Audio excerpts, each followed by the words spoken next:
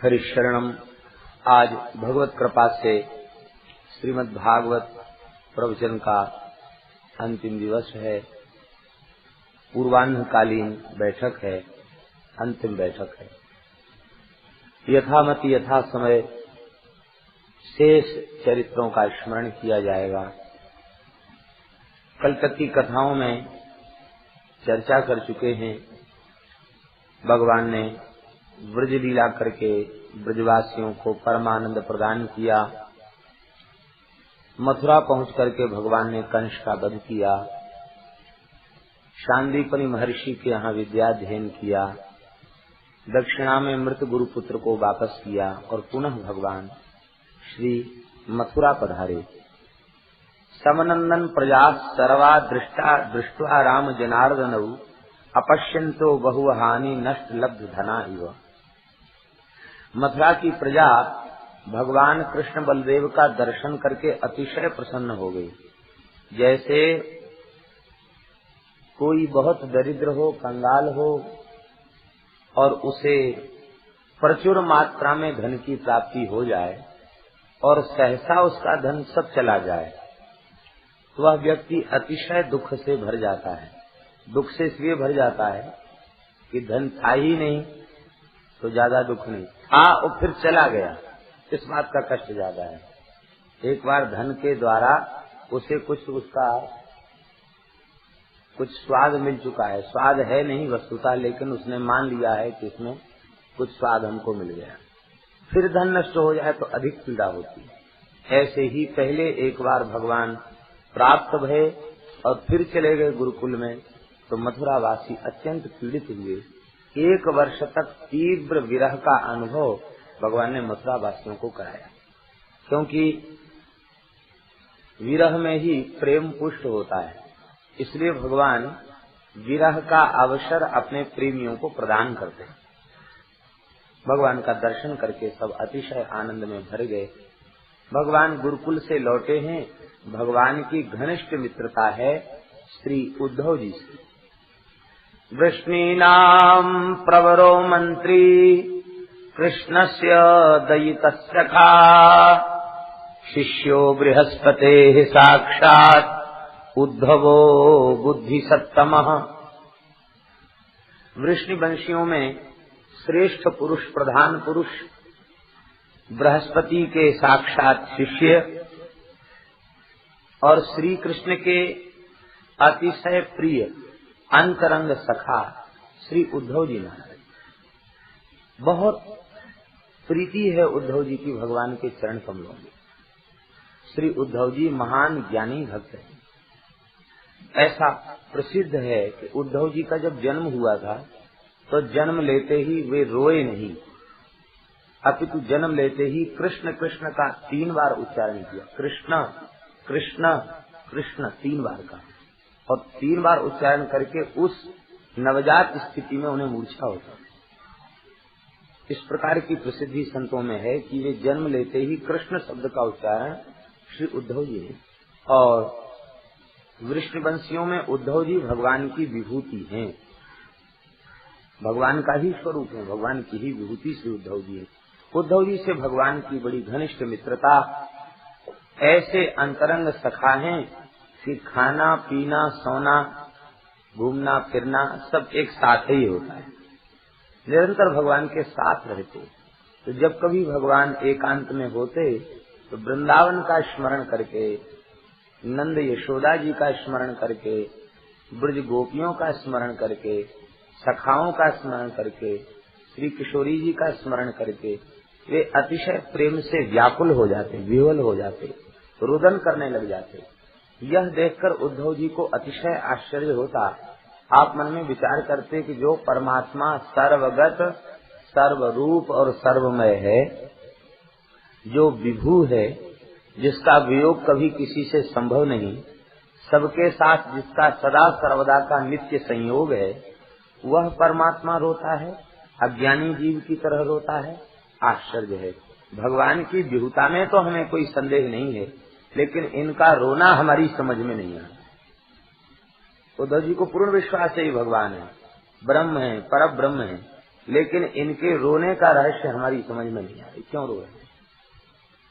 कभी कभी उद्धव जी कह भी देते, प्रभु आप जैसे सामान्य कोई संसार का व्यक्ति किसी का स्मरण करके दुख का अनुभव करे, रोने लग जाए, ऐसे ही आप भी रुदन करते हैं।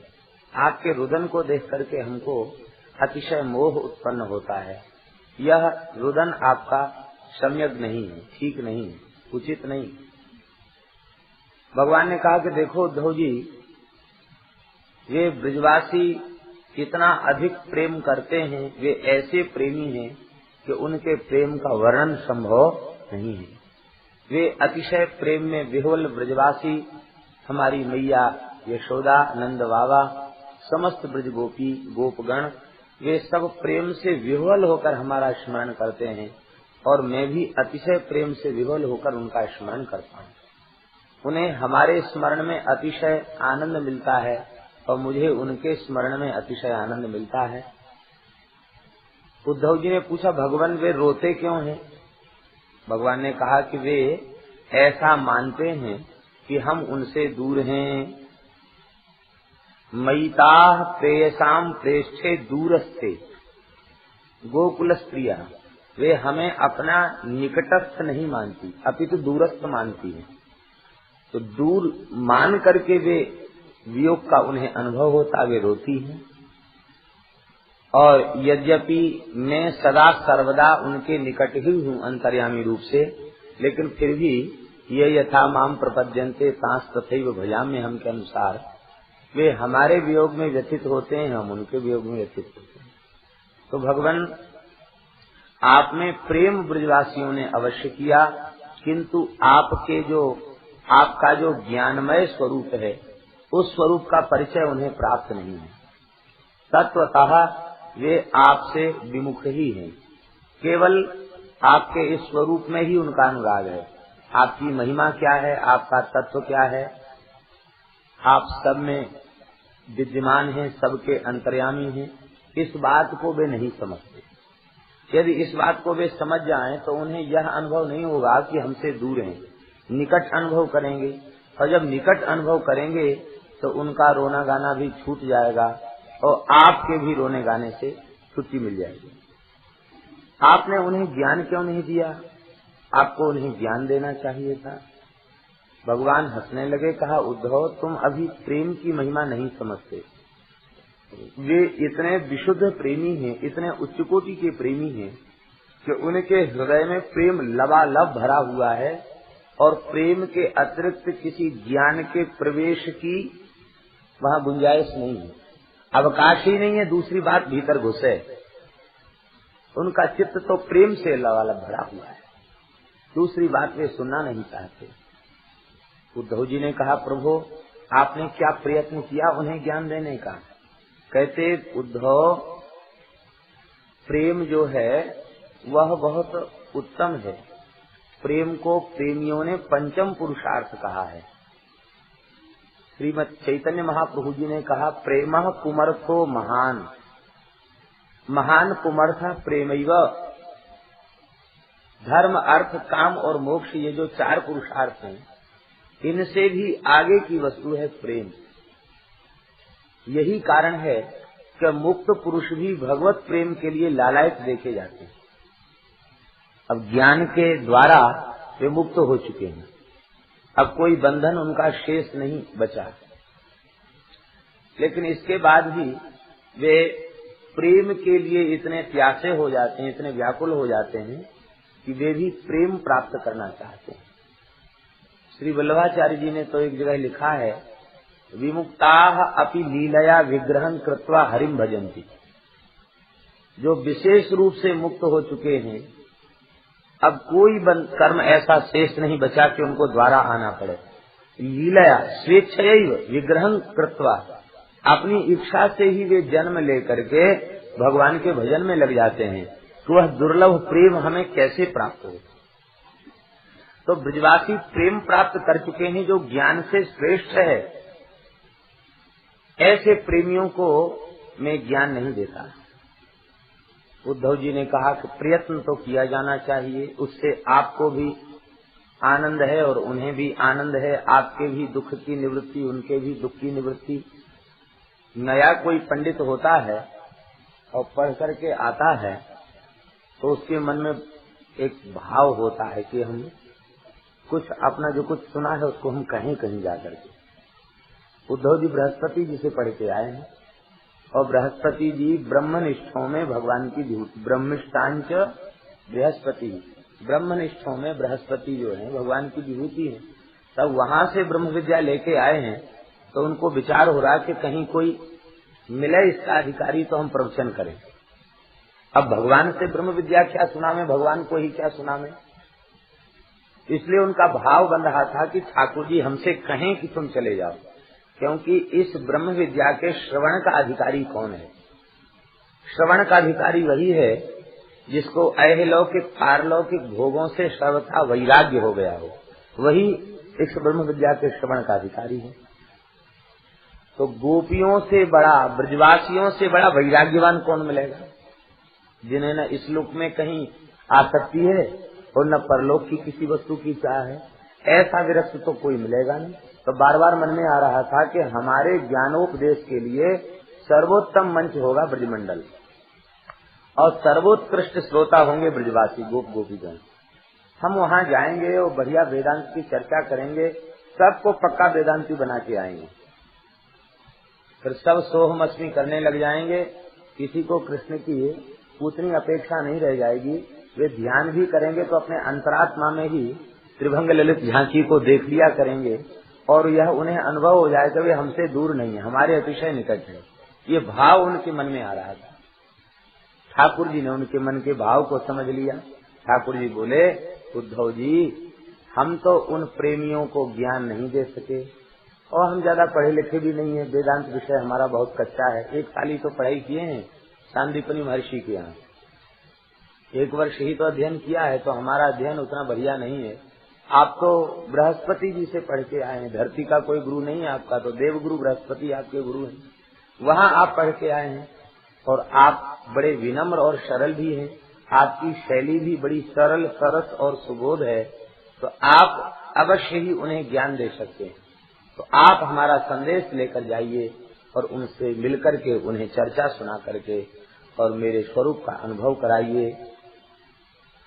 तमाह भगवान प्रेष्ठम भक्तम एकांतिनम क्वचित गृहीत्वा पाणिना पाणिम प्रपन्नार्ति हरो हरि।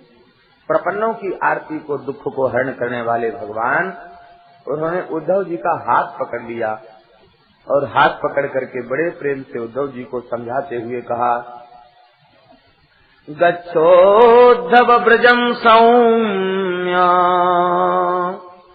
पित्रोर्नौ प्रीतिमावह गोपीनां मदवियोगाधिं मत्संदेशैर्विमोचय।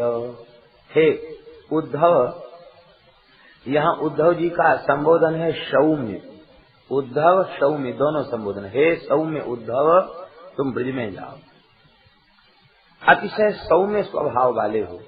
सौम्य स्वभाव वाले जो होते हैं उनके व्यवहार का प्रभाव, उनकी सौम्यता का प्रभाव, उनकी सुशीलता का प्रभाव प्रायः सबके ऊपर हो जाया करता। अतिशय कोई जड़ हो, समझता ही ना हो कुछ, तो भले ही उसके शील और सौम्यता का प्रभाव न हो, प्रायः सौम्य व्यक्ति का प्रभाव सबके ऊपर हो जाता है, सब उसकी सौम्यता से प्रभावित हो जाते हैं।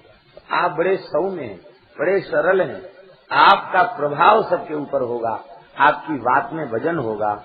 आप जाकर के नंद बाबा यशोदा मैया उन्हें प्रीतिम आवह उनको प्रेम प्रदान कराओ, आनंद प्रदान कराओ। वे दुखी हो रहे हैं और मेरे विरह की व्याधि से गोपियों को तुम जाकर के मुक्त करो। गोपियों के प्रेम का वर्णन श्री ठाकुर जी स्वयं अपने श्रीमुख से कर रहे हैं। गोपियों का प्रेम कैसा प्रेम है, बड़े सूत्र रूप में प्रेम का वर्णन किया है, लेकिन अद्भुत वर्णन भगवान ने किया है। तामन्मनस्का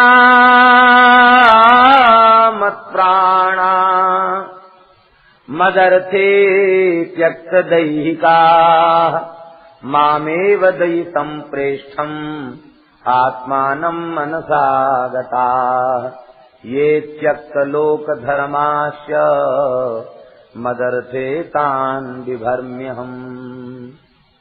हे उद्धव जी, ता मन मनस्का, वे गोपियां, उनका मन भी मैं ही हूँ। अर्थात उनका मन उनके पास नहीं है, उनका मन भी मेरे मन में मिल चुका है। ता मन मनस्का, अथवा मैं ही उनका मन बन चुका हूँ। उनका मन मन नहीं है, मैं ही उनका मन हूँ और मैं यहाँ विराज रहा हूँ मथुरापुरी में। अर्थात मन उनके पास नहीं है, क्योंकि उनका मन तो मैं ही था, मैं यहाँ आ गया। उनका मन उनके पास नहीं है। ये वर्णन भी कर रहे हैं और संकेत भी दे रहे हैं कि बिना मन के कोई बात कही सुनी जा सकती है क्या? मन जिस इंद्रिय के साथ होगा वह इंद्रिय अपने विषय को ग्रहण करेगी। मन नहीं होगा तो इंद्रिय रहते हुए विषय का ग्रहण नहीं करेगी। कान के साथ मन नहीं है तो चाहे जितनी बढ़िया कोई कथा कहे, पढ़ावे, उपदेश करे, कान के साथ मन नहीं होगा तो शब्द सुनाई नहीं पड़ेगा, शब्द श्रवण नहीं होगा। मन की महिमा है और मन उनके पास है नहीं।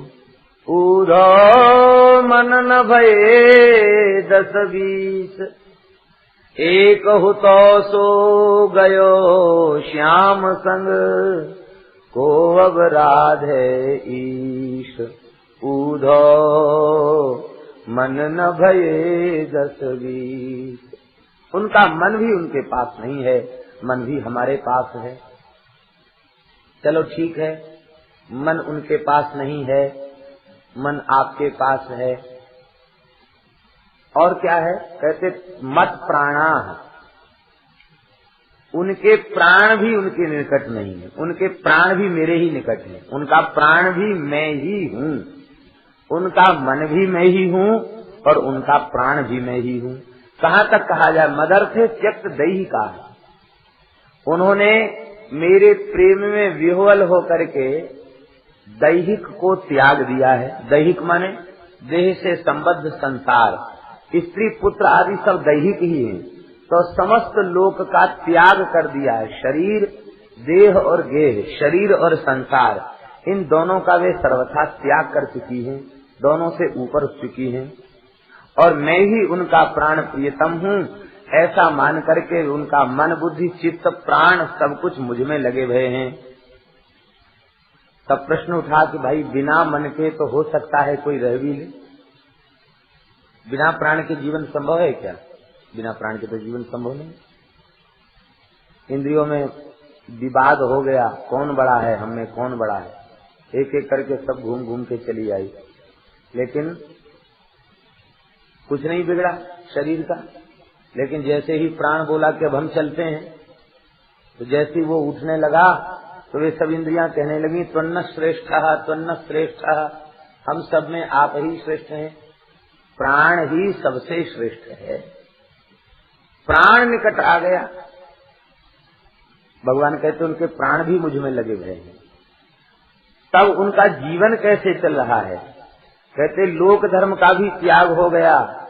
ये सब कुछ होने के बाद जीवन संभव नहीं है, मन नहीं है, प्राण नहीं है, दैहिक व्यवहार छूट चुका है, लोक धर्म का भी त्याग हो चुका है, फिर उनके जीवन का संचालन कैसे हो रहा है?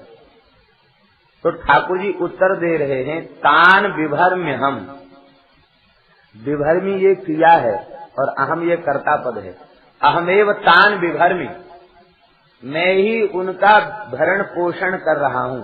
इसका तात्पर्य कि गोपियों की कोई क्रिया उनके द्वारा नहीं हो रही है, मेरे संकल्प से ही गोपियों की समस्त क्रियाएं संचालित हो रही हैं। तान विभर्म्य हम का तात्पर्य क्या है?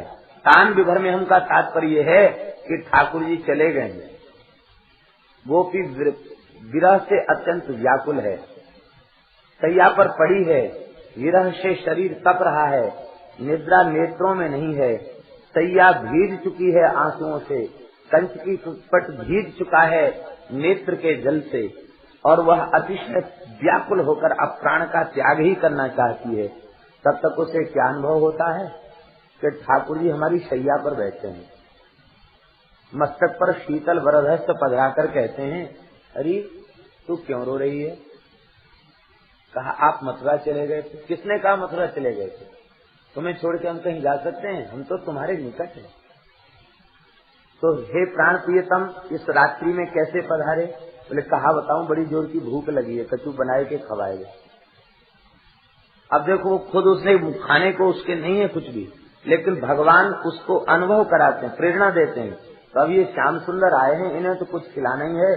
ठाकुर जी कहते तू खा तब मैं खाऊं।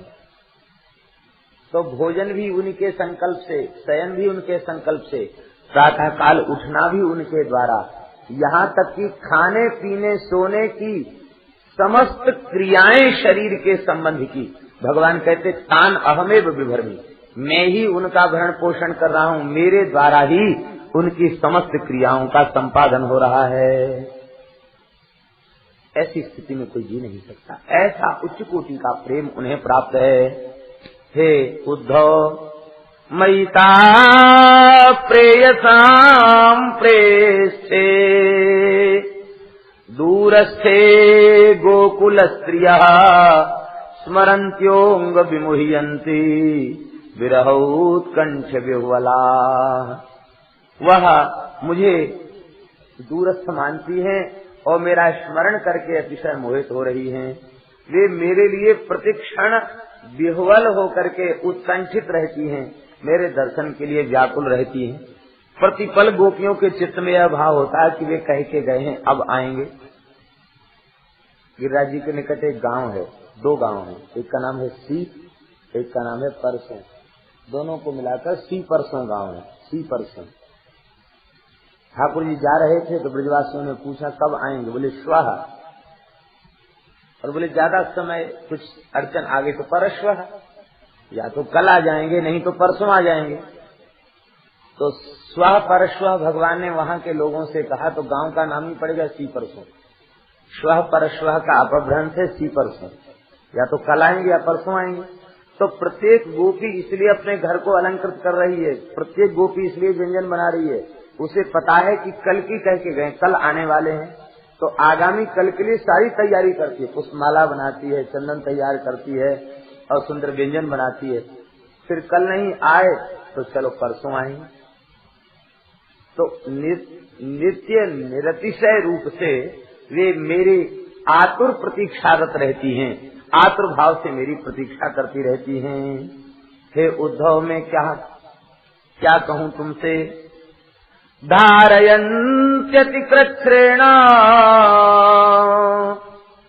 प्रायः प्राणान् कथंचन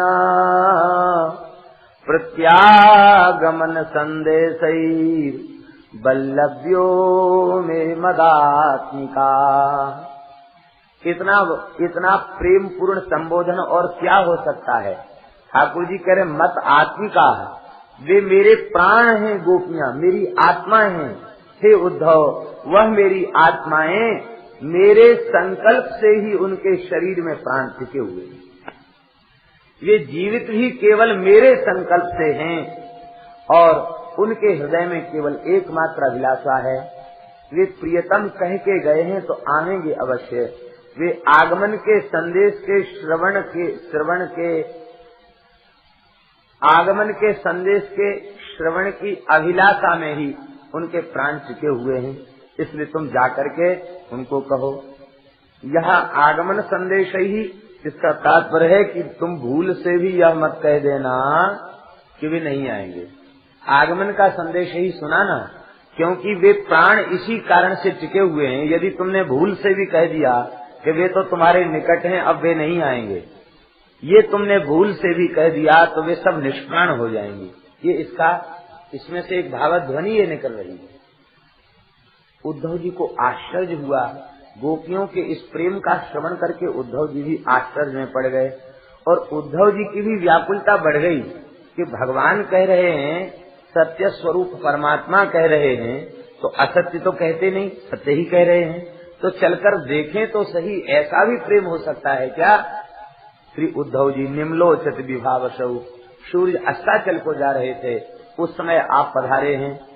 जैसे ही आए हैं ब्रज को उन्होंने देखा है, श्री नंद महल की ओर चले हैं। हमारे ब्रज में एक प्रसिद्धि है, कहते हैं कि उद्धव जी जब आए तो वहां उन्होंने देखा ब्रजवासियों को सब अतिशय उदासीन भाव से अपनी कार्य क्रियाकलाप में लगे हुए हैं। गायों का दोहन हो रहा है, धूप दिखाई जा रही है घरों में। वो केवल इसलिए कि हो सकता है अब अभी श्याम सुंदर आ जाए। आगमन की प्रतीक्षा में ही जो कुछ हो रहा है सो हो रहा है, अपने लिए कहीं कोई क्रिया नहीं हो रही। उद्धव जी तो पहली बार पधारे हैं, इसलिए उद्धव जी ने ब्रजवासी बालकों को बुलाकर पूछा, भैया हम तो पहली बार या नंदगांव में आए हैं, तो श्री नंदराय जी को महल कौन सा है, आप कृपा करके बताओ। ये बालक बोले कि नंदराय जी को महल जानने में कोई बड़ा श्रम नहीं करना पड़ेगा। बोले तुम एक हमारे साथ चलो। बोले हमको साथ जाने का अवकाश भी नहीं है और साहस भी नहीं, आप चले जाएं। ये जो सामने नाली बह रही है ना, इस नाली के सहारे सहारे सहारे सहारे चले जाएं और जहाँ से ये जल का पनारा बह रहा है वही नंद महल है। उद्धव जी ने पूछा क्या वहाँ कोई झरना है या कोई स्रोत है जिससे ये जल की धारा निरंतर चलती रहती है। उस बालक ने रोते हुए कहा वहाँ कोई जल का स्रोत नहीं है, वहाँ ऐसा अक्षय श्री कृष्ण विरह का स्रोत है कि निरंतर नंद महल में रुदन ही होता रहता है। उस रुदन की धारा पनारे में बहती रहती है। श्री परमानंद दास जी ने अपनी वाणी में इसको कहा है, ब्रज के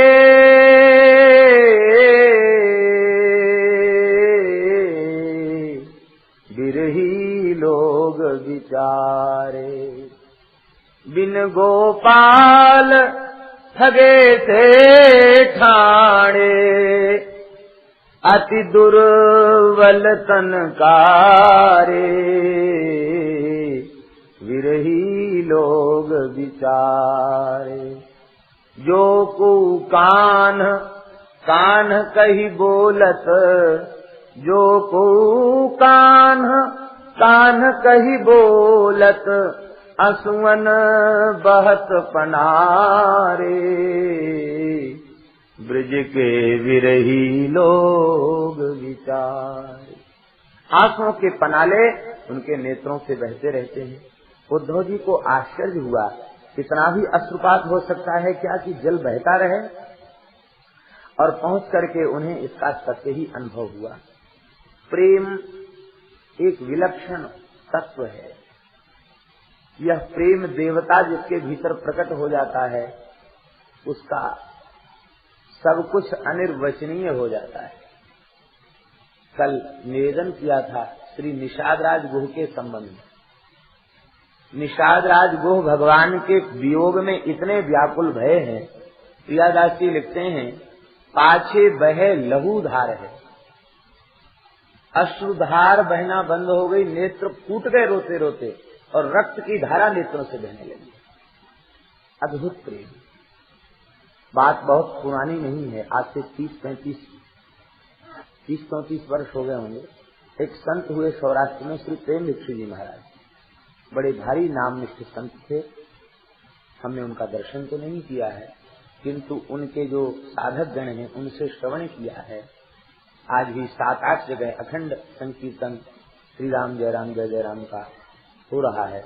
साक्षात श्री चैतन्य महाप्रभु का उन्हें दर्शन हुआ। पूरी जब वे पधारे तो साक्षात महाप्रभु जी ने उन्हें दर्शन दिया, साक्षात भगवान का दर्शन प्राप्त किया। 18 करोड़ मंत्र का लेखन, 13 करोड़ मंत्र का जप उनके माध्यम से। बड़े अच्छे महापुरुष थे। जीवन में 2 बहिर्वास और 2 उत्तरीय और 2 कौपीन, इसके अतिरिक्त उन्होंने किसी वस्तु का संग्रह, कंचन और कामनी से सर्वथा मुक्त रहे। एक झोपड़ी नहीं डाली, एक शिष्य नहीं बनाया, एक टूटी कौड़ी नहीं छुई। बड़े उच्च कोटि के संत थे प्रेम भिक्षु। तो वे जब नाम संकीर्तन करने लग जाते, उनके भाव चित्र भी है, जब वे नाम संकीर्तन करने लग जाते तो जो लोग प्रत्यक्षदर्शी हैं वे बताते कि नेत्र उलट जाते और जब वे हुंकार करते, कीर्तन में नृत्य करते, तो ऐसे लगता, माने कई तो बड़े बड़े डॉक्टर विस्मित थे कि इतने आंसू किसी मनुष्य के निकल नहीं सकते हैं, इतने आंसू। ऐसे लगता किसी ने भीतर नल खोल दिया हो, आंखों के भीतर किसी ने नल खोल दिया हो, ऐसे झर झर झर झर झर। जहां नृत्य करते वहां की भूमि गीली हो जाती, इतना श्वेद होता कि वस्त्र निचोड़ दो तो बाल्टी भर जाए, इतना श्वेद होता। जगन द्वारिका में उन्होंने नाम संकीर्तन की स्थापना की, अखंड श्री राम जय राम जय जय राम की। वल्लभ कुल का वहां विशेष प्रभाव द्वारिका में है, गुजरात में पूरे में है।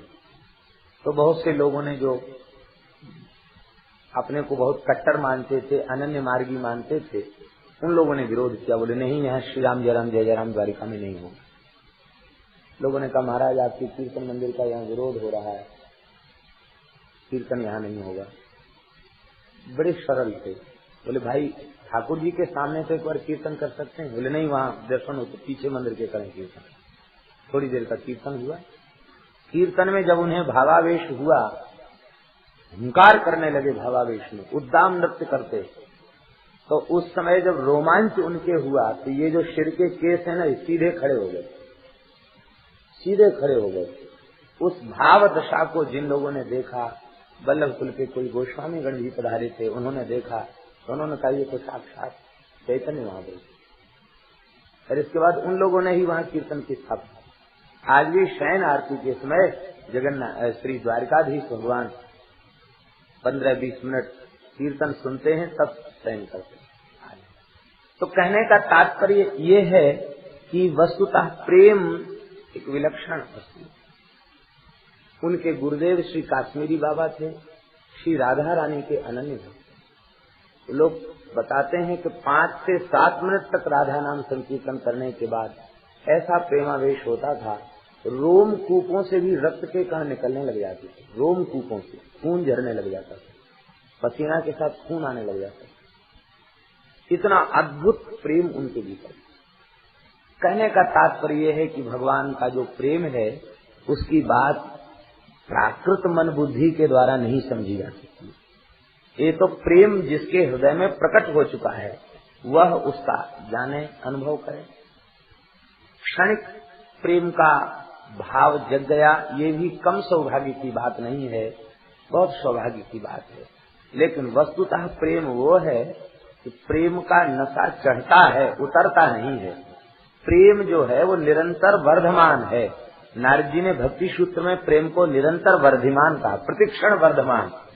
प्रतिक्षण वर्धमान ही प्रेम का स्वरूप है। तो जो प्रतिक्षण बढ़े उसी को प्रेम कहते, घटे नहीं। वहां पहुंचे हैं, नंदा पीतः परिस्वज्य वासुदेव धियार्चयत। साक्षात श्री कृष्ण आ गए, ऐसा मान करके श्री नंद बाबा ने उन्हें हृदय से लगाया और उत्तम भोजन कराया। गतश्रमम पर्यपृच्छत पाद संवाहनादि भी, भोजन करा के शयन पर्यंत पर पौढ़ा करके पाद संवाहनादि भी। इसका तात्पर्य सेवकों से ये भी कहा कि उद्धव जी आए हैं तो उनकी चरण सेवा भी करो। पाद संवाहन करवा करके उनकी पीड़ा को दूर किया। इसके बाद सब लोग इकट्ठे हो गए, बैठ गए हैं। उद्धव जी भी पर्यंत पर बैठे हैं, श्री नंद बाबा भी पर्यंत पर बैठे हैं। उस समय चर्चा छिड़ गई।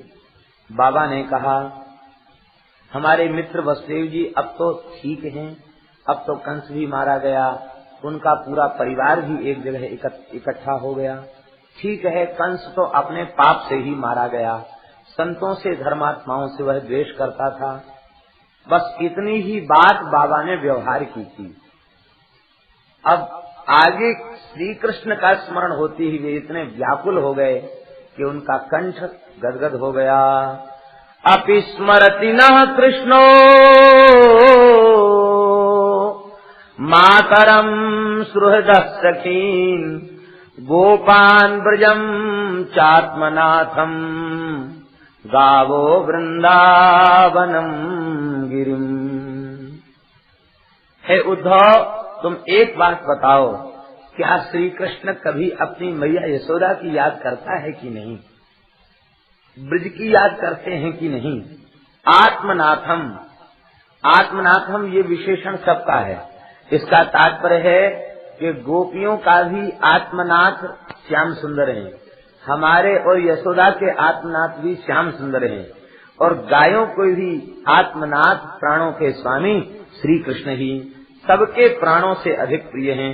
क्या कभी मैया यशोदा की याद करते हैं कि नहीं, ब्रजवासियों की याद करते हैं कि नहीं, गोपों की याद करते हैं कि नहीं, गायों की याद करते हैं कि नहीं, और श्री वृंदावन की याद करते हैं कि नहीं, लता कुंजों की याद करते हैं कि नहीं, गिरिम श्री गोवर्धन गिरिम श्री गोवर्धन की याद करते हैं कि नहीं, बृहस्पति बरसाने की याद करते हैं कि नहीं, रुद्राचल नंदग्राम का जो पर्वत है उसकी याद करते हैं कि नहीं, ब्रजमंडल के पर्वतों की याद करते हैं कि नहीं।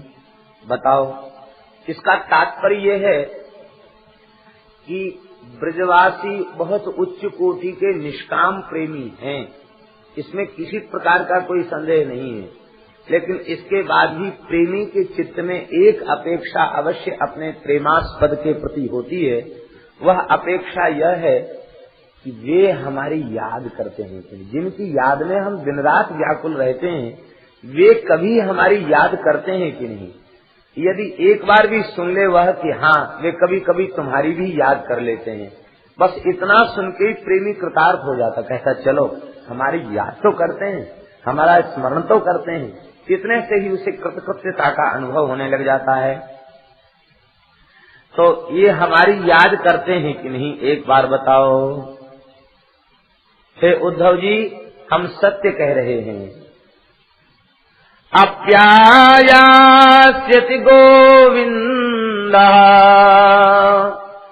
स्वजनान् सकृदीक्षितुम् तर्हि द्रक्ष्याम तद्वक्त्रम् सुनसं सस्मिते क्षणम् तर्हि द्रक्ष्याम तद्वक्त्रम् सुनसं सुस्मिते क्षणम्। हे उद्धव जी, एक बार केवल इतना बता दो, इन अपने स्वजनों को, अपने आत्मीय जनों को क्या एक बार देखने के लिए आवेंगे कि नहीं। इन विरही ब्रजवासियों की दुर्दशा देखने के लिए एक बार श्री कृष्ण आवेगो के नहीं। तुम एक ही बात बता दो, क्या कबहू हमारो ऐसा सौभाग्य होएगो कि वो कन्हैया यहाँ आवेगो, हमारे विरह को प्रेम को देख करके व्याकुल होके आवेगो, और जब वो आवेगो तो तरही द्रक्ष्याम तद वक्त्रम, उनके मुख कमल का हमें दर्शन होगा। कैसा मुख कमल है, सुनशम सुंदर नाशिका, और सस्मिते क्षणम बड़ी प्यार भरी जिनकी चितवन है।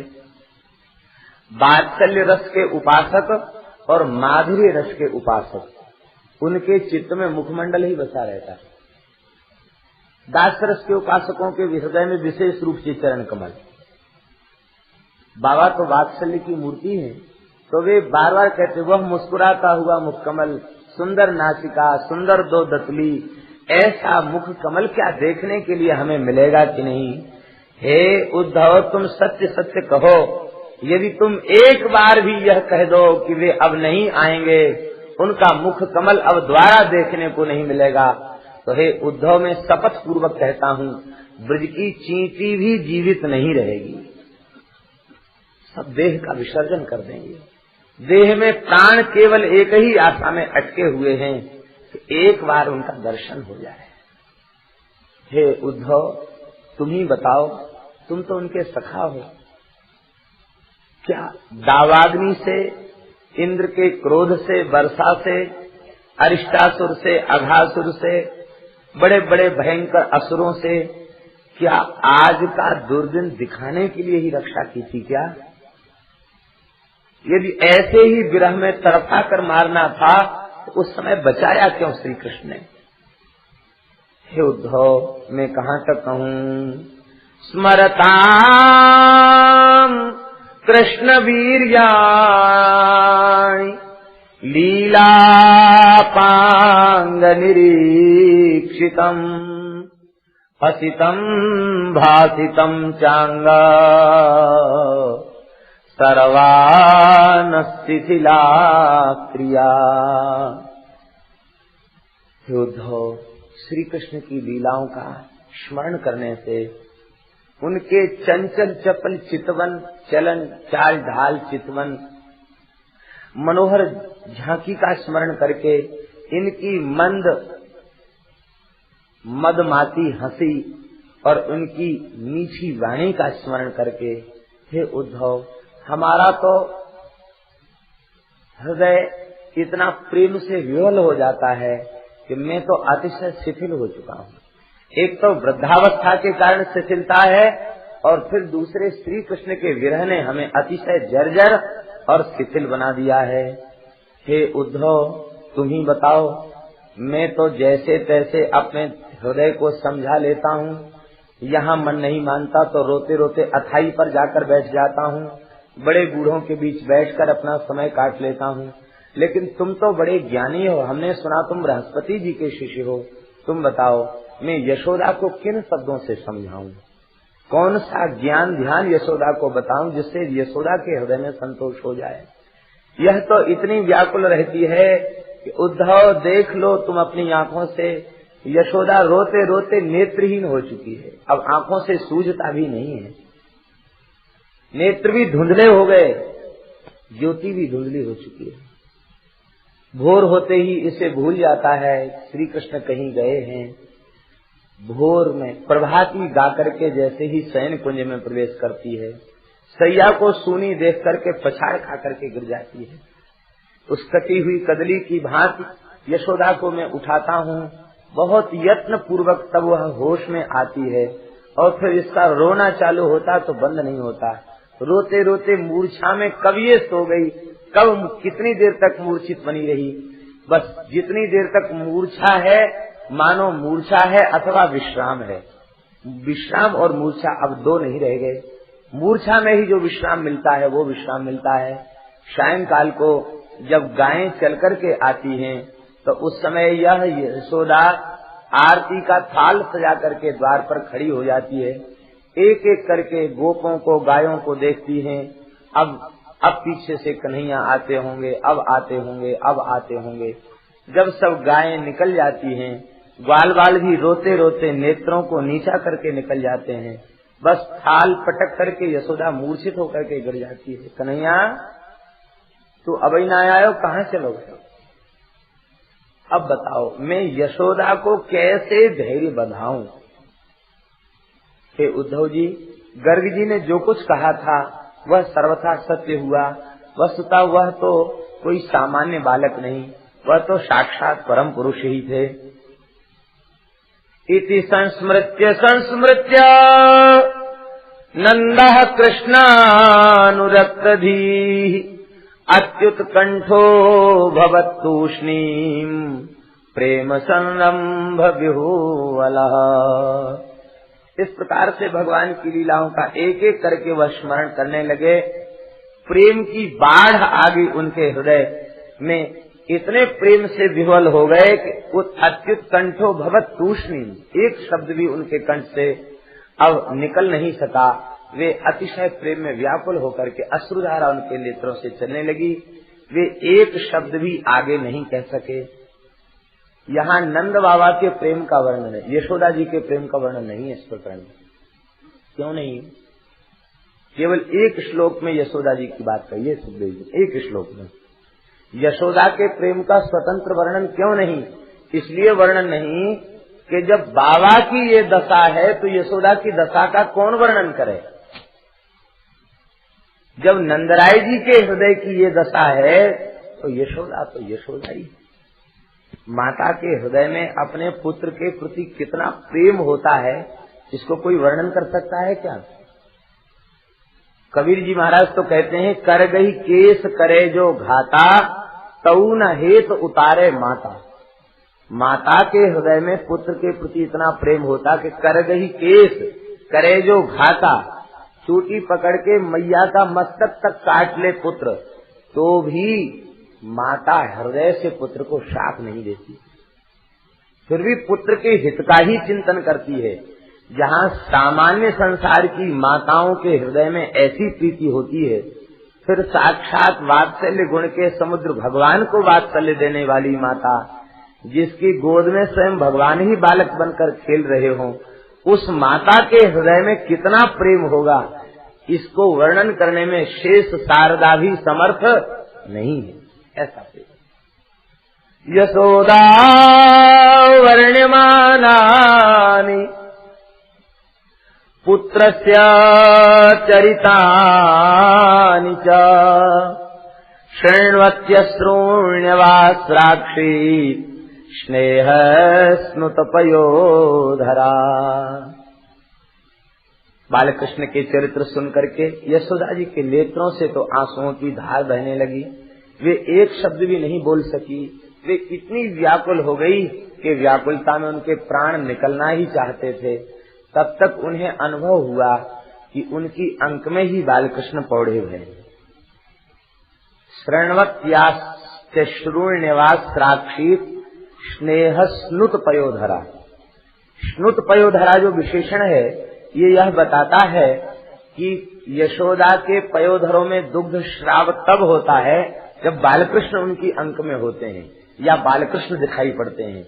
तो स्नेह स्नुत पयोधरा का भाव संत लोग देते हैं कि जब जब यशोदा प्रेम में इतनी व्याकुल होती कि अब मरणासन्न होने वाली है, तब तक उन्हें अनुभव होता है कि मेरी गोद में लाला आकर के आंचल में मुख ढक के दूध पी रहे हैं, और इस भाव में यशोदा मगन हो जाती है। पयोधरों से दुग्ध का श्राव होने लग जाता है। अब ये तो नंद बाबा और यशोदा मैया की बात हुई। अब नंद महल के एक एक गोपी ग्वाल बाल सब अपनी अपनी बात कह रहे हैं। उद्धव जी हमारे साथ तो ऐसी लीला भई, हमारे साथ तो ऐसी लीला भई। उद्धव जी ज्ञानी है, निर्मम है, ममता शून्य है। ममता नहीं है उनके, निर्माण मोह है। उद्धव जी अब तक रोए नहीं थे, क्योंकि ज्ञानेना शमित क्षत्ता, ज्ञान के द्वारा सबका उपशमन कर लेते थे। लेकिन आज इन सबके बीच बैठे बैठे उद्धव जी के भी नेत्रों से कब जलधारा बहने लगी उनको पता ही नहीं चला। उनके नेत्र से भी अश्रुधारा बहने लगी। सब लोग रो रहे हैं। उद्धव जी भी अपने हृदय को धैर्य नहीं बढ़ा सके, उनके भी नेत्रों से जल बहने लग गया। सोच के तो आए थे कि हम उपदेश देंगे कि तुम किसके लिए रोते हो, वो दूर तुमसे नहीं है, तुम उससे दूर नहीं हो, और यहाँ तक कि कह देंगे कि तुम तो तदरूप ही हो। अन्य किसी के लिए वियोग होता है, अन्य है ही नहीं, तुम तदरूप ही हो, ऐसा हम कह देंगे। उस तत्व में ही उनको स्थित कर देंगे। लेकिन उद्धव जी को साहस नहीं हुआ। उद्धव जी क्या कह रहे हैं? उद्धव जी की बड़ी विलक्षण वाणी है। अब तक तो उद्धव जी यह समझते थे कि जो ज्ञानवान है वही श्रेष्ठ है, लेकिन आज उद्धव जी को समझ में आ गया प्रेम ही श्रेष्ठ है और प्रेमी ही श्रेष्ठ हैं। उद्धव जी खुद कह रहे हैं, युवाम श्लाघ्य तमो नूनम देहिनामिह मानद नारायणे खिल गुरौ यत्कृतामतिरीद्रसी। हे नंद बाबा, हे यशोदा मैया, इस ब्रह्मांड में जितने शरीरधारी हैं, देही नाम, जितने शरीरवान हैं, शरीरधारी हैं, उन समस्त शरीरधारियों में हे नंद बाबा, हे यशोदा मैया, आपसे श्रेष्ठ और कोई दूसरा नहीं है। क्योंकि अब तक तो सोच रहे थे कि हम ज्ञानवान हैं, हम ही श्रेष्ठ हैं, लेकिन आज कह रहे हैं कि जितने शरीरधारी, देही नाम, जितने शरीरधारी हैं उन सब में आप दोनों श्रेष्ठ हैं।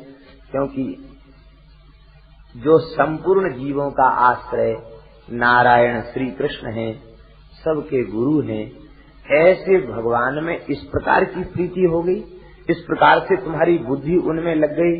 वस्तुतः आप दोनों बहुत भाग्यशाली हैं। कहने तो गए थे कि वे अब नहीं आएंगे, उनको निकट ही अनुभव करो, लेकिन आश्चर्य है, भगवान ने ये नहीं कहा था उनसे कि तुम जाके कह देना कि हम आवेंगे। केवल ये कहा कि मेरा संदेश सुना देना और उनके दुख को दूर कर देना। उद्धव जी कह रहे हैं, आगमिष्यत्य दीर्घेण कालेन ब्रजमच्युतः प्रियं विधास्यते पित्रोर भगवान सात्वतां पति। हे बाबा, आप अधीर मत हो, आप धैर्य धारण करो। मैं आपको विश्वास दिलाता हूँ, वे अदीर्घेण कालेन ब्रजम अच्युतः आगमिष्यति, वे शीघ्रातिशीघ्र ही ब्रज में आवेंगे। और यहाँ तक कि यदि नहीं आवेंगे, यदि कोई कार्य ऐसा हो भी गया तो हम जाएंगे, हम हाथ पकड़ के ले आएंगे। इतने प्रेमियों को छोड़कर आप यहाँ मथुरा में क्या कर रहे हो? इसलिए आप रोना गाना बंद करें और वे आकर के आपको प्रसन्न करेंगे। आपके साथ जैसे पहले क्रीड़ा करते थे वैसे ही क्रीड़ा करेंगे।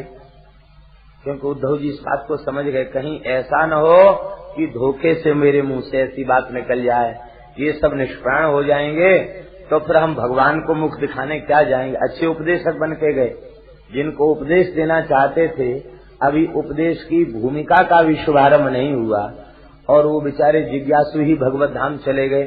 अच्छा उपदेश देने आप गए, इसलिए उन्होंने कहा कि नहीं नहीं, वे आवेंगे और वे तुम्हें पुनः अपने प्रेम को प्रदान करेंगे, वे अपने कथन को सत्य करेंगे।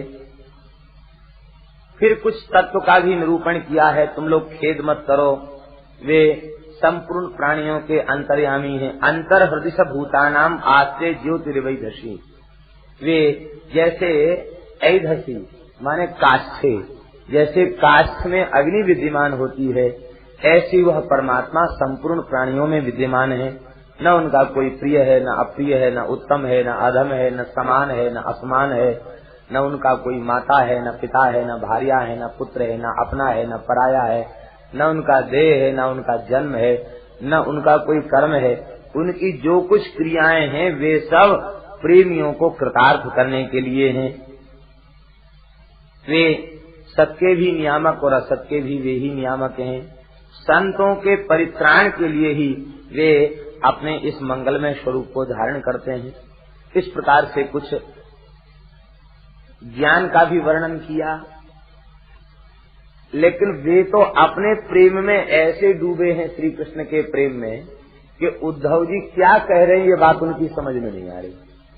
बस इतनी बात को सुनकर वे प्रेम में डूब गए कि वे आवेंगे, बस इसी में मगन हो गए। उद्धव जी क्या कह रहे हैं उनको समझे में नहीं आ रहा है। उद्धव जी सोचते थे कि एक आध घंटे में प्रवचन हो जाएगा, फिर विश्राम करेंगे। यहाँ तो पूरी रात बीत गई, क्योंकि बाबा मैया और गोपी ग्वाल बाल सबने वर्णन किया है लीलाओं का, और पूरी रात कैसे बीत गई पता ही नहीं चला। भोर वेला आ गई, बाबा उठ के यमुना स्नान के लिए चले गए, उद्धव जी भी जाने लगे। उद्धव जी ने बाबा के महल के जो सेवक हैं उनसे पूछा कि आज हम आए इसलिए यह सभा हुई, इसलिए पूरी रात लोग जगते रहे, कि और भी कभी ऐसा हो जाता है? उस सेवक ने रोते हुए कहा कि उद्धव जी, नंद महल की तो नित्य की यही दशा है। जैसे ही बाबा लौट के आते हैं, सब जैसे ही शारीरिक क्रिया से निवृत्त होकर बैठते हैं तो बस श्री कृष्ण की चर्चा जब छिड़ती है तो सवेरा हो जाता है। नित्य की यही दशा है। उद्धव जी यमुना स्नान करके लौट के आ रहे हैं। बड़ी सुंदर शोभा है श्री उद्धव जी की। नंद महल के द्वार पर गोपियों ने रथ खड़ा देखा। स्वर्ण में रथ को देख करके वे सब विचार करने लगी। दृष्ट्वा रथम शात कौंभम कश्याय मिति चाप डूबन, यह रथ किसका है? वे परस्पर कहने लग गई। एक गोपी बोली, यह अभागा वही रथ है जिस रथ में बैठ करके कृष्ण बलदेव मथुरा गए थे, वही ये रथ आ गया। तो एक बार तो इस रथ में बैठ करके हमारे प्राण जीवनधन हमें छोड़कर चले गए, अब दोबारा यह रथ क्यों आया है? पहले अक्रूर लेके रथ आया था, लगता है अभी भी वही रथ है और अक्रूर ही इसे लेकर के आया होगा। तो अक्रूर अब क्यों आया है?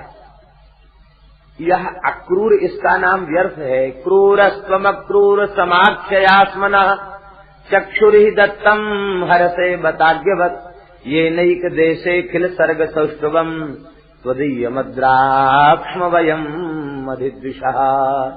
इसका नाम अक्रूर किस मूर्ख ने रखा? ये तो महाक्रूर है। हमारे नेत्रों को निकाल करके यह ले गया। हमारी आंखें कृष्ण और बलदेव हैं। किसी का वध कर देना क्रूरता नहीं है, लेकिन जीवित अवस्था में किसी के आंख निकाल लेना ये सबसे भारी क्रूरता है। तो हमारी आंख को निकाल करके पहले ही ले गया। अब तो हमारे लिए सारा जगत शून्य हो रहा है। युगायितम् निमेषेण चक्षुषा प्रावृषायितम् शून्यायितम् जगत् सर्वम् गोविंद विरहेण में। सारा जगत हम सबके लिए सूना हो रहा है गोविंद के विरह में। तो अब यह अक्रूर क्यों आया है? एक गोपी बोली, बहन मैं जानती हूँ ये अक्रूर क्यों आया है। यह अपने स्वामी कंस का बड़ा भारी भक्त था। कंस की आज्ञा से ही यह श्री कृष्ण बलदेव को ले गया। अब इसका स्वामी कंस मर गया है।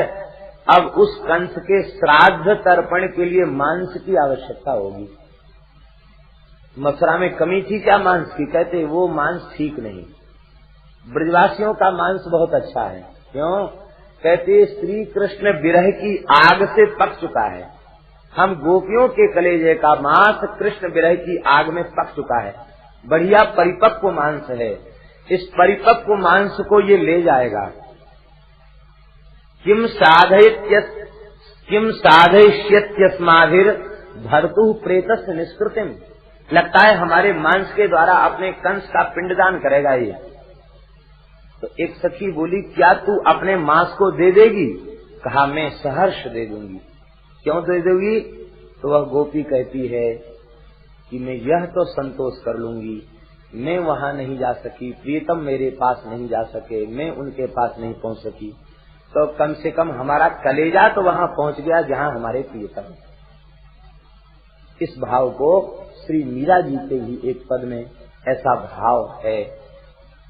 मीरा जी कहती हैं, काढ़ कलेजो मैं धरूं, काढ़ कलेजो मैं धरूं, कागा तू ले जाए, जा देसा मारो पिय बसे, वे देखें तू खाए।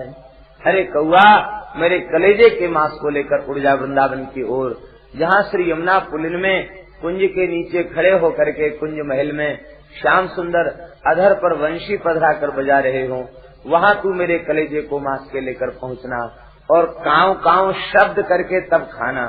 जब वे तुझे कांव कांव करते देखेंगे तो तेरी ओर देखेंगे, और जब तेरी ओर देखेंगे तो तेरे पंजे में दबा हुआ हमारे कलेजे का मांस, उसके ऊपर उनकी दृष्टि पड़ जाएगी। बस मैं इसी से कृतकृत्य हो जाऊंगा। हरिशरणम। इस प्रकार से गोपियां भगवान के प्रेम में विह्वल हैं, डूबी भई हैं प्रेम में। इधर गोपियां यमुना जी की ओर जा रही हैं और श्री उद्धव जी यमुना स्नान करके आ रहे हैं। कैसी शोभा है उद्धव जी की। प्रातःकालीन संध्या वंदन करके उद्धव जी आ रहे हैं। तम वीक्ष्य कृष्णानुचरम ब्रजस्त्रियः प्रलम्ब बाहुम नवकंजलोचनम पीतांबरम पुष्कर मालिनम लसन मुखारविंदम मणिमृत कुंडलम।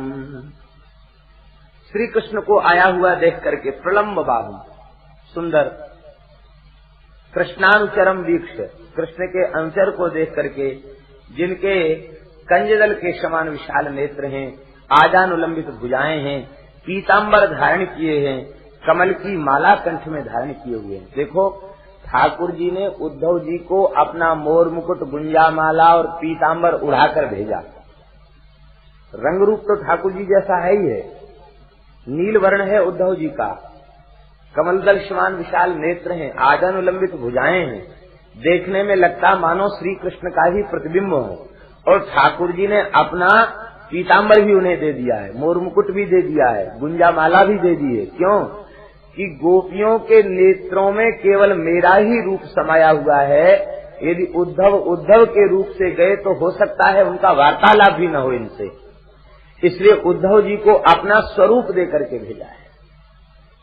एक बार तो गोपियों के लगा कि साक्षात श्याम सुंदर आ गए क्या, लेकिन जैसे ही निकट गईं तो अयंतु कृष्णानुचरः इति वीक्ष्य, ये कृष्ण नहीं है अपितु कृष्ण श्यानुचरः, ये श्री कृष्ण का सेवक है, ये पता निकट जाकर लगा। पहले तो यही लगा कि श्याम सुंदर आ गया। आप लोग कहेंगे जब एक रूप ही है तो पता कैसे लगा? नेत्रों से पता लग गया। बोलो वृंदावन बिहारी।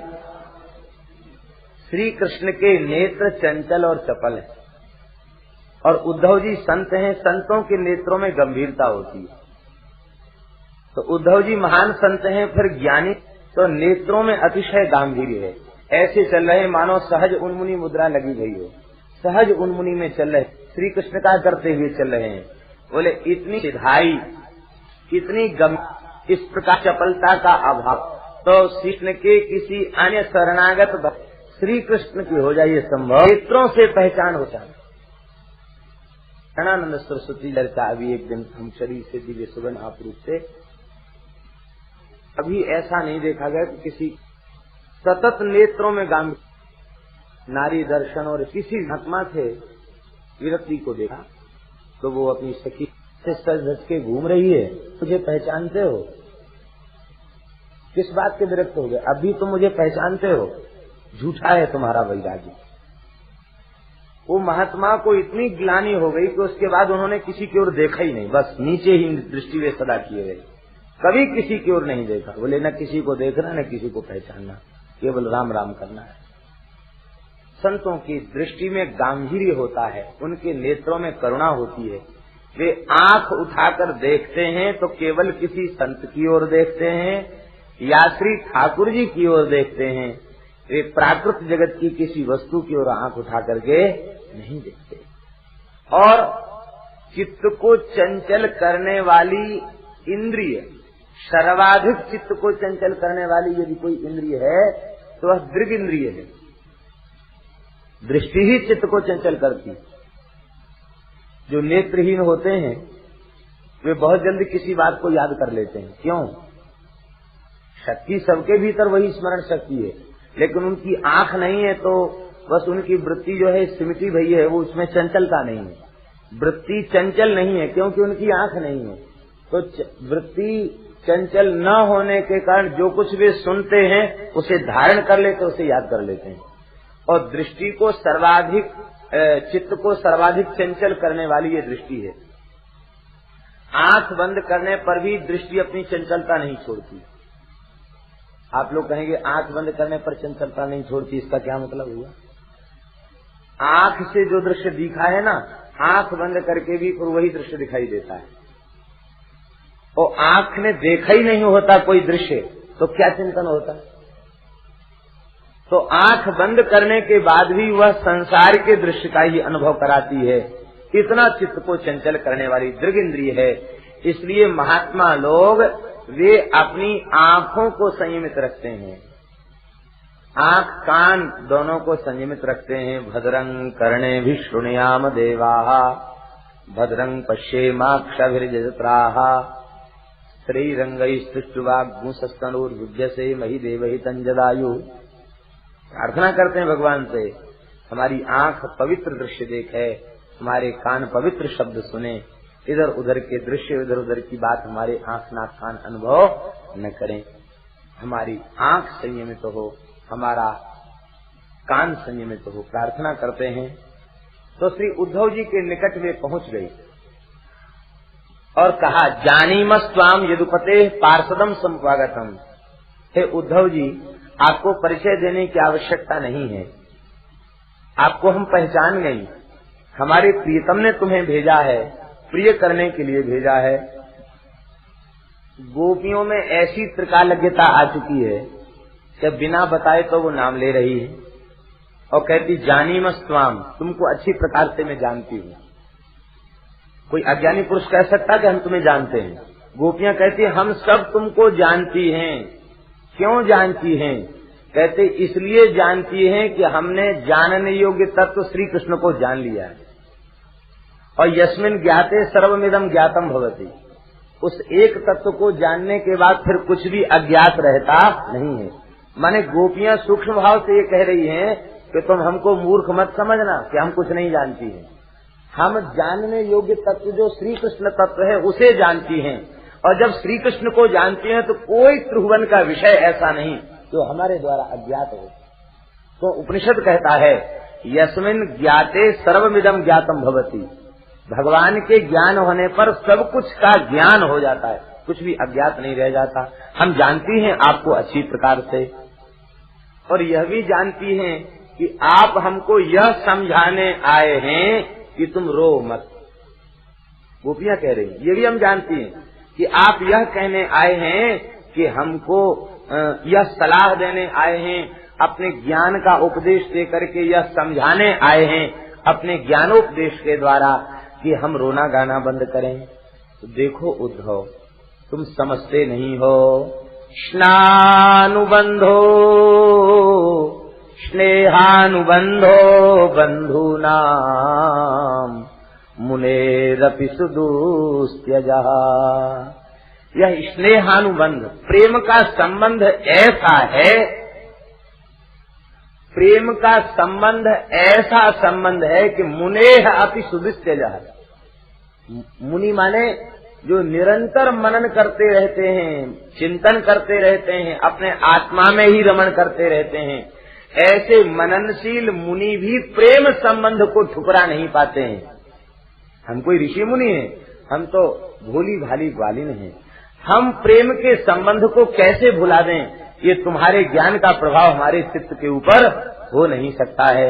हे उद्धव, और तुम श्री कृष्ण की क्या बात हमसे समझाओगे, क्या कहोगे, हम तो अच्छी प्रकार से जानते हैं। तब तक एक गोपी बोली कि अरे नेक, लाज शर्म तो करो, ये बेचारे कहाँ से चल के आए हैं, वो खड़े खड़े बता रही हो सब घेर के, इनको बैठ जाओ, क्योंकि हमारी बातचीत कोई मिनट 2 मिनट की बातचीत तो है नहीं। वही श्याम सुंदर ही रोम रोम में भरे हुए, उनकी बात तो अनंत है, हरि अनंत हरि कथा अनंता। तो इतने जल्दी तो बात पूरी होगी नहीं श्याम सुंदर की बात, इसके लिए समय अपेक्षित है, खड़े खड़े कब तक बातचीत होगी। तो उन गोपियों ने क्या किया, 1-2 गोपियों ने अपनी ओढ़नी चौपर्द करके बिछा दी, कहा आप इस पर बैठ जाइए। उद्धव जी बहुत संकोच में पड़ गए, कहा नहीं नहीं, ये बड़ा पवित्र वस्त्र है, क्योंकि श्री कृष्ण प्रेम के जल से अभिषिक्त वस्त्र है, इसलिए बहुत पवित्र है, इस पर आप बैठ जाइए। उद्धव जी बैठे हैं, और बैठते ही उद्धव जी के रोमांच हो गया, अश्रुपात, पुलक कंप, सात्विक भाव प्रकट हो गए। हे महाराज, प्रेम एक भारी संक्रामक रोग है।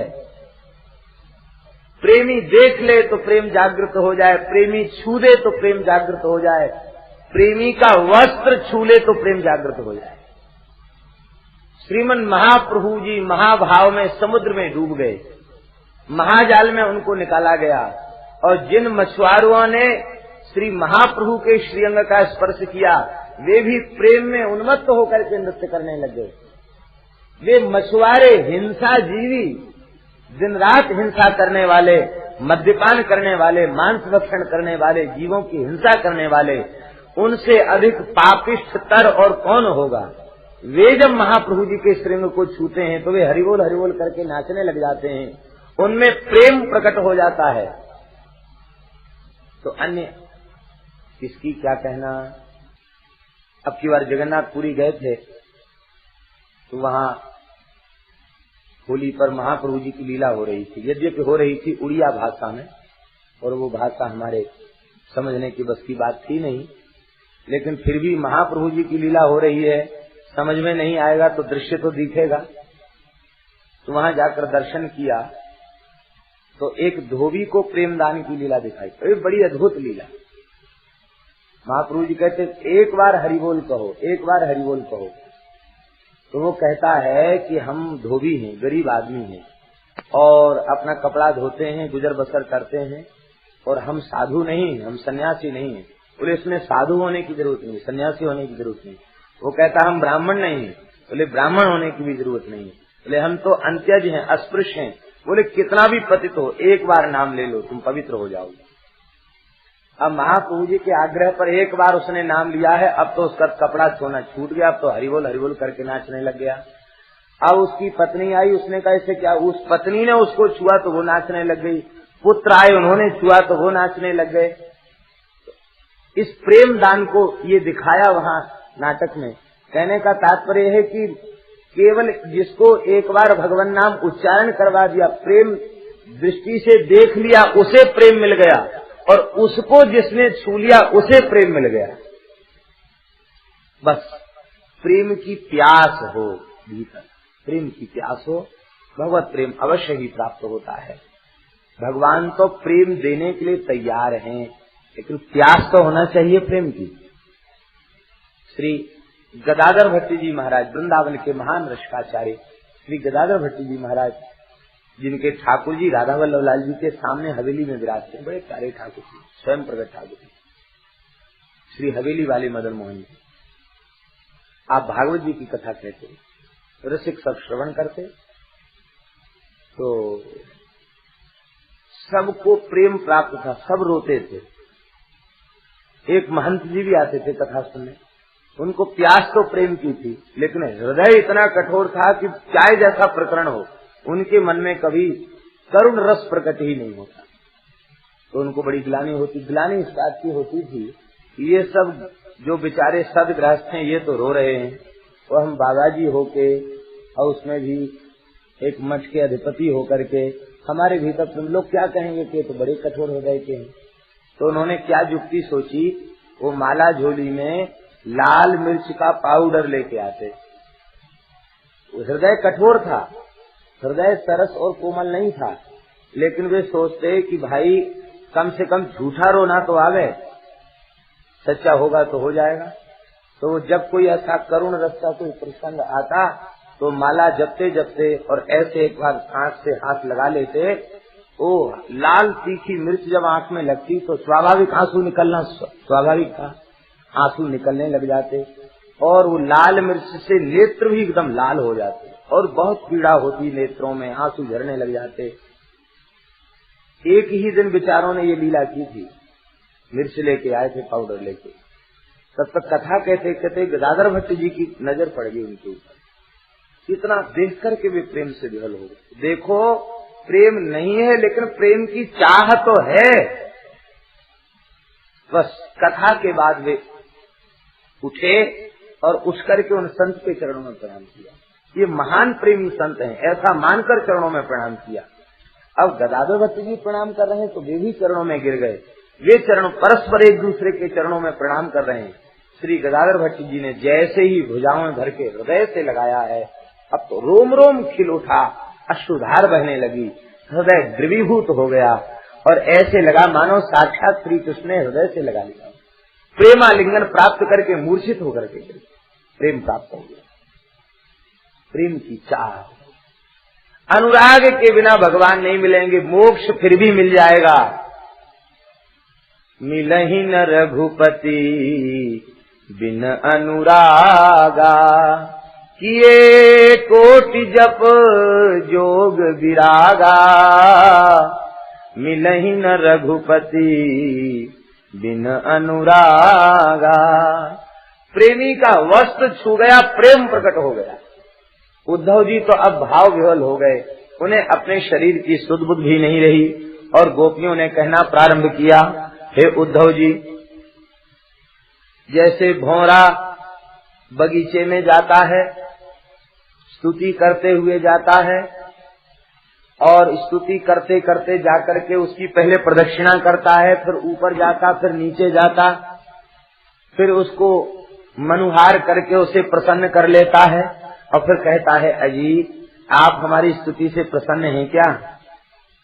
फूल खिल करके कहता, हाँ भैया, तुमने ही तो हमारे मकरंद का आदर किया, और कौन हमारे मकरंद का इतना आदर करता, हम अति प्रसन्न हैं।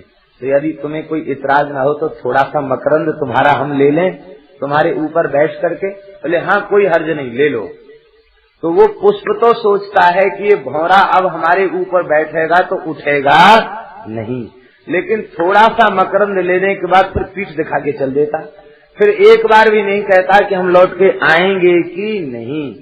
जैसे भौरा करता है कार्य, एक भ्रमर है श्री कृष्ण, श्री चतुर्भुजदास जी ने पद में कहा है, हम वृंदावन मालती तुम भोगी भंवर भुआल, गोवर्धन वासी सांवरे तुम बिन रहो न जाए। हम तो वृंदावन की मालती हैं और आप भोगी भंवर हैं। भंवर भी नहीं है, भोगी भंवर भुआल, भंवरों के भी भुआल हैं, भ्रमर राज है। भ्रमर राज का तात्पर्य रसिक राज। भ्रमर को रसिक भी कहा जाता है, रस लेने के कारण उसे रसिक कहा जाता है। आप केवल रसिक नहीं हैं, आप तो साक्षात श्री राधा रसिक राज हैं, गोपी रसिक राज हैं, ऐसे आप हैं। तो जैसे भौरा व्यवहार करता है ऐसे ही भ्रमर के समान श्री कृष्ण का व्यवहार है। ठीक ही है, दुनिया की यह पुरानी रीति है, काम बना कि छोड़ के चल दिए। कई उदाहरण दे रही हैं गोपियां। निश्वम त्यजंती गणका अकल्पम द्रपतम प्रजा अधीत विद्या आचार्यम मृत्युजो दत्त दक्षिणम। धनहीन होने के बाद गणिकाएं पुरुष का त्याग कर देती है, अयोग्य राजा का प्रजा त्याग कर देती है, पढ़ने के बाद विद्यार्थी आचार्य का त्याग कर देता है। ये तो कम ऐसे भाग्यशाली शिष्य होते हैं जो 1000-2000 लोगों के बीच में भी गुरु जी के चरणों में जाकर प्रणाम करें, हाथ जोड़ें। नहीं तो कई बार ऐसा होता है तो गुरु गुड़ रह गए, चेला चीनी हो गए, शिष्य की प्रतिष्ठा बहुत बढ़ गई तो उनको प्रणाम करने में भी संकोच होने लग जाता है।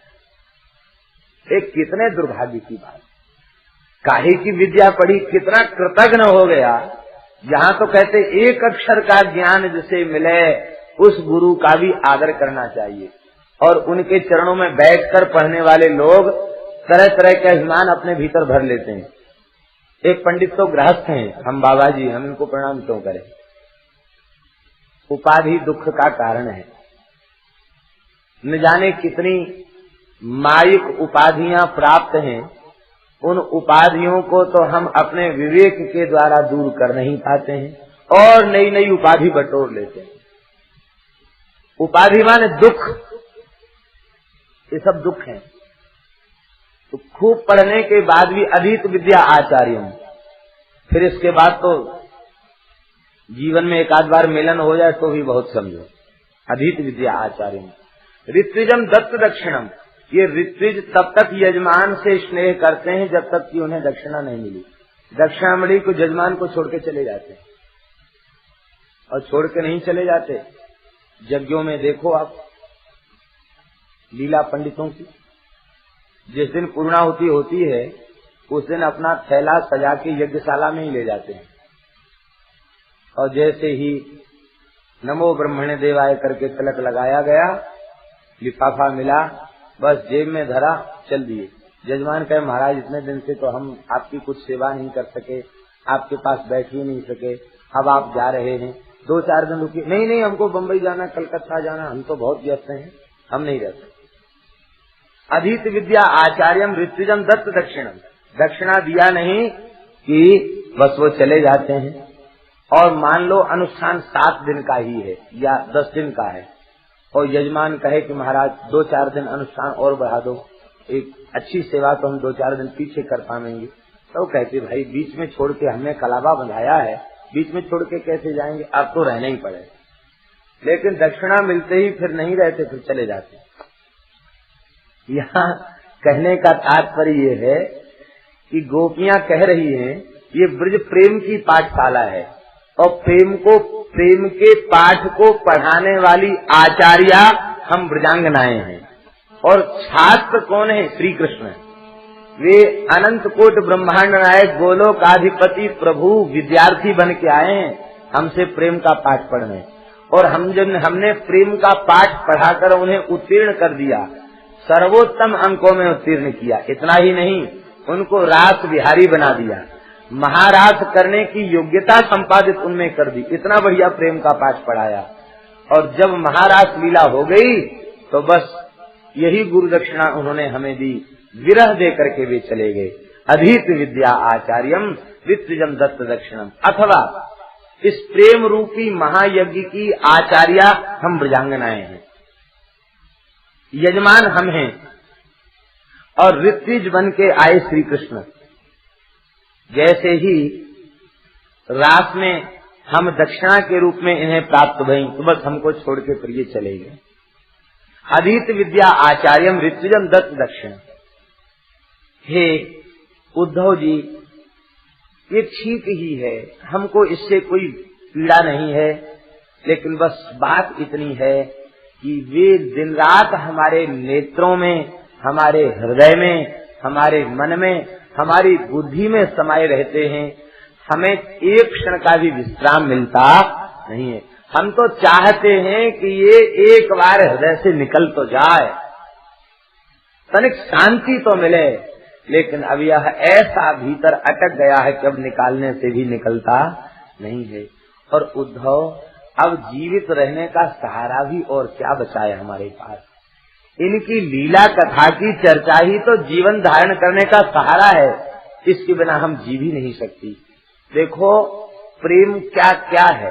जैसे लाख की चूड़ी, माताएं लाख की चूड़ी पहनती हैं, तो चूड़ी बनाते समय जो रंग उसमें डाल दिया जाता है वो रंग उसमें स्थायी हो जाता है, तो उसमें से रंग हटता नहीं। रंग सोचे कि मैं चूड़ी से निकल जाऊं तो क्या रंग चूड़ी से निकल सकता है? अथवा चूड़ी सोचे कि रंग हमसे निकल जाए तो निकल सकता है? क्योंकि जब सांचे में उसे ढाला गया उसी समय वो रस पच गई है। तो प्रेम के सांचे में, प्रेमी के भीतर रग रग में, कण कण में, अणु अणु में भगवान श्याम सुंदर ऐसे व्याप्त हो गए हैं, ये श्याम रंग ऐसा चढ़ गया है कि अब ये निकालने से निकलता नहीं है। और श्याम सुंदर चाहे कि हम निकल जाएं तो भी संभव नहीं है। सखी हो श्याम रंग रंगी, श्याम रंग रंगी, सखी हो श्याम रंग रंगी। देखी बिकाय गई वह मूर्ति, हृदय माहि बसी, श्याम रंग रंगी। नैनन माहि पगी, सखी हो श्याम रंग रंगी। नेत्रों में पग गई है। एक गोपी तो कहती है कि तू क्यों रो रही है? कि श्याम सुंदर गैया चराए गए। गैया चराए नहीं गए हैं। एक जु मेरी अखियन में निस दिवस रहो करीबोन, गाय चरावन जात सुन्यो सखी, शोधो कन्हैया कौन। गाय चराने वाला कन्हैया क्या कोई दूसरा है? श्री सुखदेव जी वर्णन कर रहे हैं। गायन्त्यः प्रिय कर्माणि रुदत्यश्च गतह्रियः, तस्य संस्मृत्य संस्मृत्य यानि कैशोर बाल्ययो।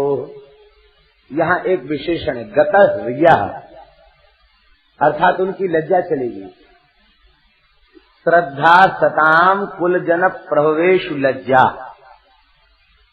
और नारी का आभूषण क्या है? लज्जा। लेकिन उनकी लज्जा दूर हो गई, लज्जा का त्याग कर दिया उन्होंने। इसका तात्पर्य है कि जहाँ लज्जा के त्याग की निंदा की गई है और वहीं गोपियों ने लज्जा का त्याग कर दिया और वे त्रिभुवन बंध्या हो गईं, ये क्या बात है? इसका तात्पर्य है लोक के व्यवहार में, लोक की मर्यादा में, लोक की प्रवृत्ति में लज्जा आदरणीय, लेकिन भगवत प्रेम में लज्जा, भगवान के चिंतन में लज्जा, भगवान के ध्यान में लज्जा, भगवान के लीलाओं के वर्णन में लज्जा, वो बाधक नहीं है, वो साधक नहीं है, वो अतिशय बाधक है, वह प्रशंसनीय नहीं है, अति निंदनीय है। इसलिए भगवान के प्रेमी लज्जा का त्याग कर दे। विलज्ज गायन विलज्जो विचरे गसंगा, एकादश में गायन विलज्जा, लज्जा को छोड़ करके भगवान के नामों का गायन करते हैं, कीर्तन करते हैं, भगवान के पदों का गायन करते हैं। और असंग विचरे, असंग होकर के वह विचरण करते हैं। तो गोपियों में लज्जा का अभाव हो गया। इसका तात्पर्य है कि बहुत सी लीलाएं ऐसी हैं जो कहने योग्य हैं और बहुत सी लीलाएं ऐसी हैं जो कहने योग्य नहीं, केवल आस्वादन के योग्य हैं, स्वगत आस्वादन के योग्य हैं। माखन चोरी लीला, गोवर्धन धारण लीला, पूतना उद्धार लीला, सकट भंजन लीला, तृणावर्त उद्धार लीला, ये सब कहने की योग्य लीलाएं हैं। और निकुंज की लीला, रास की लीला, ये बोलने की नहीं है, ये अनुभव करने की है, स्वात्मानुभव की लीला है। तो गोपियां इतनी प्रेम में विह्वल हो गईं कि कौन सी लीला का वर्णन करना चाहिए और किस लीला को छिपाना चाहिए, यह भी उन्हें होश नहीं। गता क्रिया, जो अतिशय एकांत में उनके साथ जो लीलाएं हुई हैं, उन लीलाओं का भी वे उद्धव जी से वर्णन कर रही, क्योंकि गता क्रिया उनको लोक और वेद का कुछ होश हवास नहीं है, वे वर्णन करती हैं। एक एक गोपी की बात उद्धव जी सुनते हैं और उद्धव जी भी रो रहे हैं, गोपी भी रो रही है।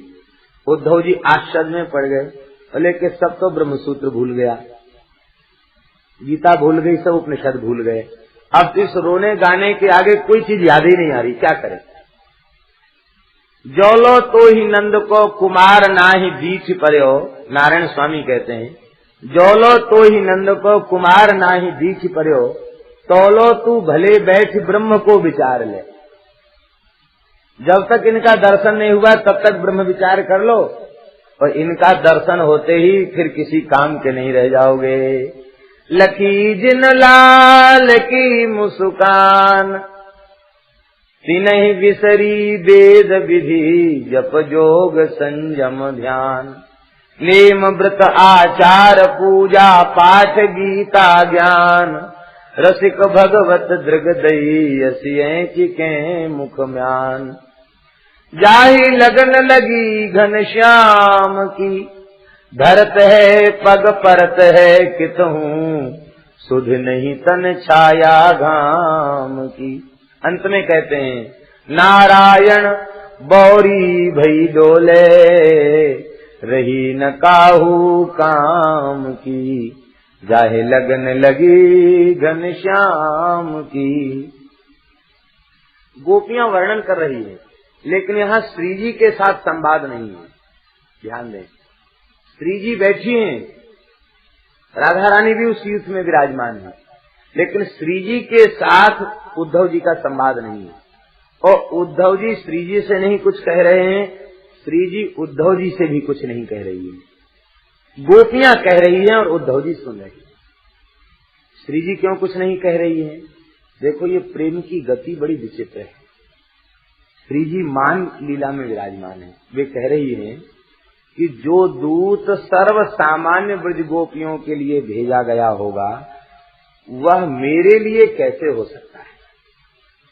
क्योंकि मैं यूथेश्वरी हूँ, मैं हृदयेश्वरी हूँ, वृंदावनेश्वरी हूँ, श्री कृष्ण की प्राण वल्लभा हूँ। मेरे लिए जो दूत भेजेंगे वह मुझसे ही बातचीत करेगा, और मेरे लिए जो दूत भेजा जाएगा वो सबके योग्य नहीं होगा, वो अंतरंग ही होगा और मेरे ही योग्य होगा।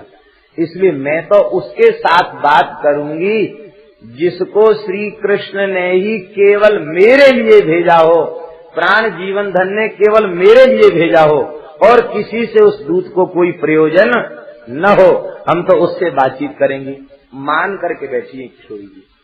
उस समय भगवान का एक अवतार हुआ है, इस अवतार का नाम है श्री भ्रमरा अवतार।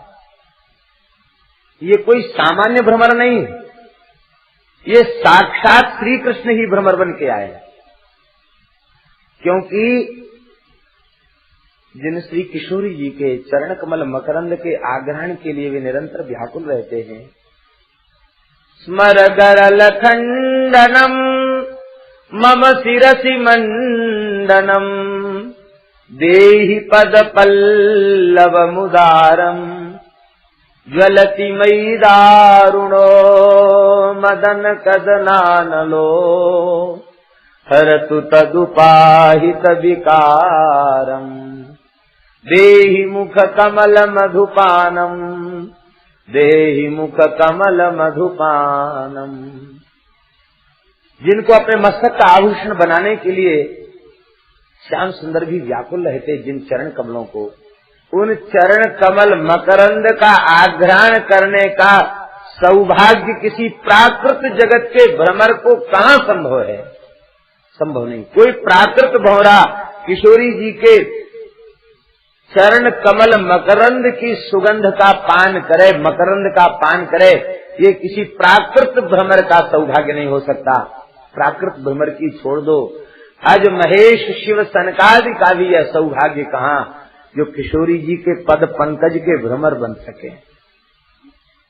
श्री कृष्ण के पद पंकज के भ्रमर तो हैं, लेकिन श्री जी के पद पंकज के भ्रमर तो स्वयं श्याम सुंदर है। तो आज ठाकुर जी ही भ्रमर बन करके आए हैं, ये भ्रमरावतार है।